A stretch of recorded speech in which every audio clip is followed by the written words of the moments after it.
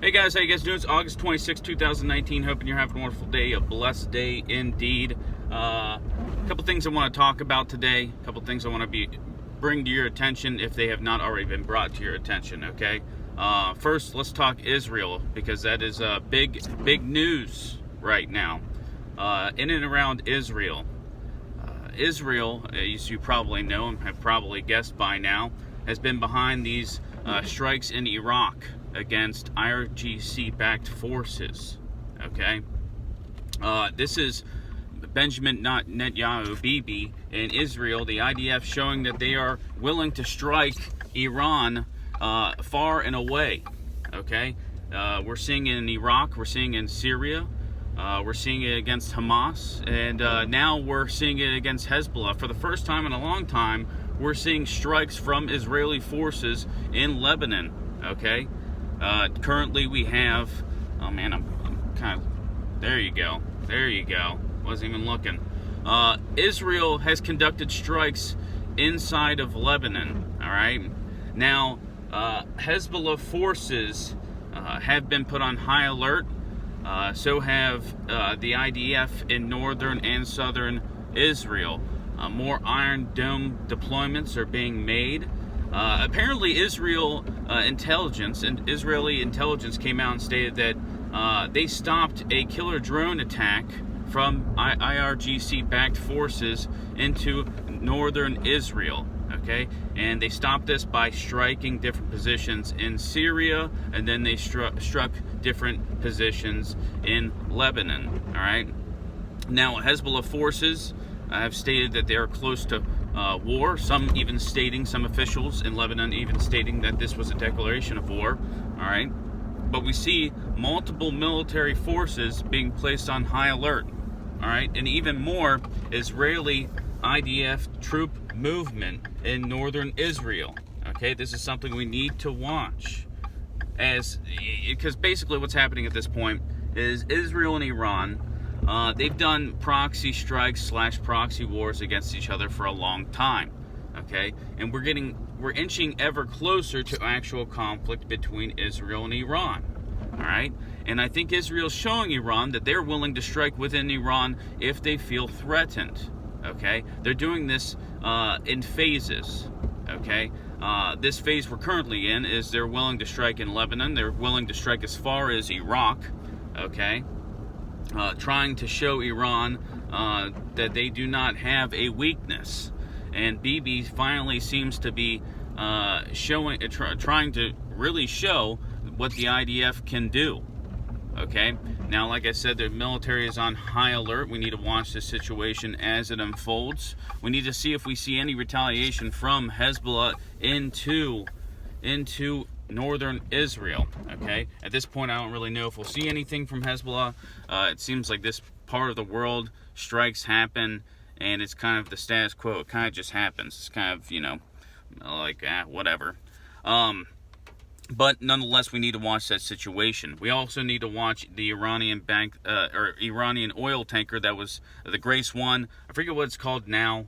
It changed its name. It was going to go to Greece. Then after that, its destination was Turkey. Now it's kind of on orders. Really, we don't know where it's going to go. But we know that the U.S. and the State Department, John Bolton, Pompeo, have all stated that they are not going to allow that oil tanker to reach Syria, to unload its oil into Syria. All right, we know the U.S. has put a warrant out for the ship, so we're watching that situation to see if the U.S. or Israel detains that oil tanker, which will only hurt and escalate the situation in the Persian Gulf. Okay, now President Emmanuel Macron from France is hoping that we see some sort of summit between Trump and Rouhani in the coming weeks. All right, all the leaders are at the G7 currently. There was talks about the Iranian foreign minister Zarif meeting with Trump, but then Iran stated that wasn't going to happen. So at this point, a meeting between the two countries is kind of up in the air. I wouldn't be surprised if we did see that sort of meeting, but honestly, I think it would not be, I don't think Iran would do it. I don't think they're keen to meet at this moment. Those sanctions are biting, all right? So Israel, Hezbollah, Hamas, Syria, Iran, the whole oil tanker, there's where we're at currently, all right? That's the situation currently. India and Pakistan. See, the Prime Minister of Pakistan is looking extremely weak. We've seen heavy clashes along the LOC, which that's not exactly unorthodox. That's not exactly unusual, all right? That happens. Heavy clashes along the LOC don't really indicate a conflict is coming, all right? But it kind of looks like the Prime Minister of Pakistan is just kicking the can down the road with this whole Kashmir issue. On one hand, Pakistani officials state, we're not going to allow India's decision to revoke Article 370 to go without consequence. But on the other hand, they're not really willing to do anything. All right. And like I stated in previous videos, it looks like India is coming out on top with this whole situation.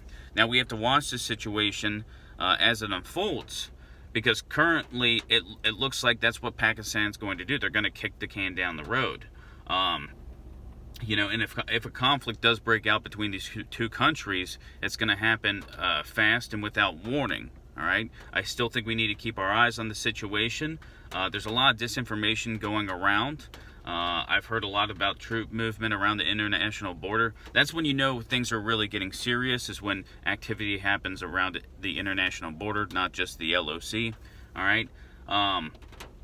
But kind of where I stand right now with the situation is we're kind of at a wait and see type scenario with Pakistan and India. Part of me is leaning towards now that Pakistan's just going to continue to kick the can down the road. They didn't get the international support that they wanted. They got China's support, but that was kind of a given their relationship. Pakistan and China is kind of like North Korea and China, all right? China's basically the father.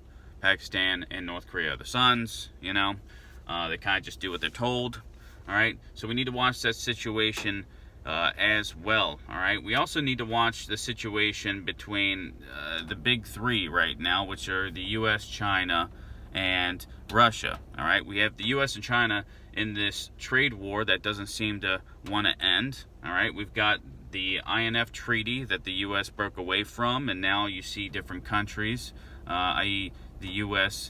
and Russia, testing different missiles.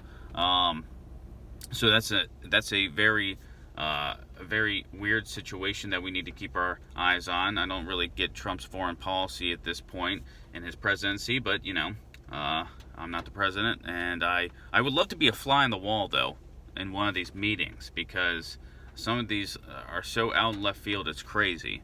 All right, we need to watch this situation. As I said, watch China, watch Russia, watch Pakistan, India, watch Israel and Iran, because that seems to be heating up. But if it dies down, once again, I would not be surprised, because that's the status quo of that region. All right, things get hot and heavy, and sometimes they stay that way for a couple of days, and then you just don't hear about anything for a couple weeks, and then it starts all over again. All right, but these are the situations that we need to watch. As more information comes out, I'll let you guys know. We'll discuss it. All right. If you guys have any further information, any comments, let me know. All right. Grab a beer, say a few prayers, and as always, keep your eyes to the skies. God bless.